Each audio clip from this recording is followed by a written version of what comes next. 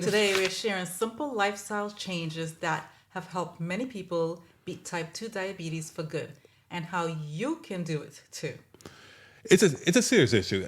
They say 12% of the U.S. has been diagnosed or undiagnosed with diabetes.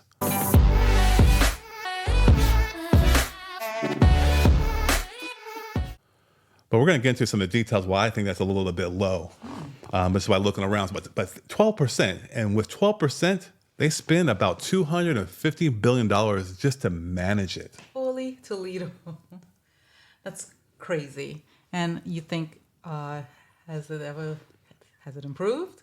No, it's getting worse. It's getting worse. Yeah. So we're doing something wrong, apparently. Even just managing it. You're just, I want to say probably 30, 40, 50% have diabetes and just don't know. That's me just talking, but that's just me observing and seeing how the state of our society is. So I guess you're in that number. You're looking at the younger people versus older people. When I look at society, I look at just their overall body composition and health. Gotcha. Okay. Regardless of age. Yeah, you can look at the skin, you can look at the body weight, you can look at just the gait, you can look at a whole bunch of different things. Like look at the eyes. Yes, definitely eyes. At the dentist, I see a lot of the mouth. So it's a lot. A lot of cavities. Well, and it's important too, because if you think, I want to live a long life where I actually enjoy and not endure life. Correct. People who have diabetes, their lifespan is about 2/3 of that of someone who does not. So it's life and death.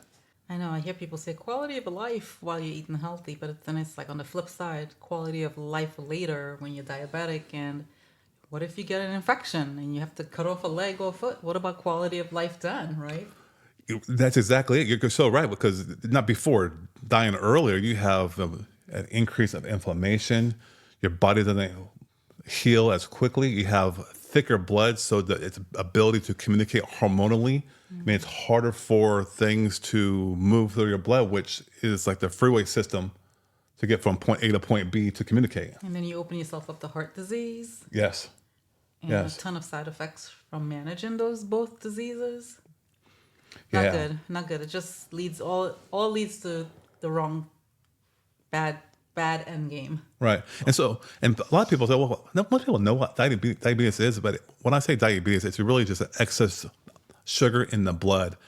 And type 2 is an insulin resistance. And what does that mean? That means that your body is trying to prevent excess fat storage in the cells. They don't want to take up any more sugar, so it leaves it out in the bloodstream, and that's why it gets thicker and just full of all the sugar. The sugar's out there, and it can't get into the cells, and you can't get the nutrients into the cells.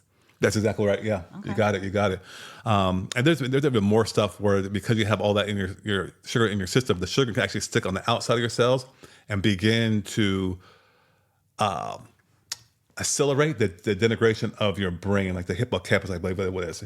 And so you're not able to retain information. They start having more mental disorders, so Alzheimer's, dementia. Yeah, I heard that they're saying Alzheimer's and dementia, it's like type 3 diabetes. That's what they're looking at it as, type 3 diabetes. If you have high sugar, your chances of having dementia later in life goes up higher. Is that true? It's one of the many risk factors. Yeah, there's other risk factors as well. So why is it type 3 diabetes then? It's just a label they put. Anything they find is a new label on something, and then they'll rephrase it to make it fit their needs. Gotcha. Yeah. So the main thing is you have an inability to properly get the nutrition you need in your body, and so if you don't fill your body with proper nutrition, then your body goes into a state of unease or disease. Right. But the good news is that diabetes you seriously can kick it in the butt. You can lower blood sugar levels in 2 or 3 weeks, and you could possibly get off your medicine, of course, with the help of your doctor, right, by doing the simple things that we're going to lay out here. Right. You've seen it.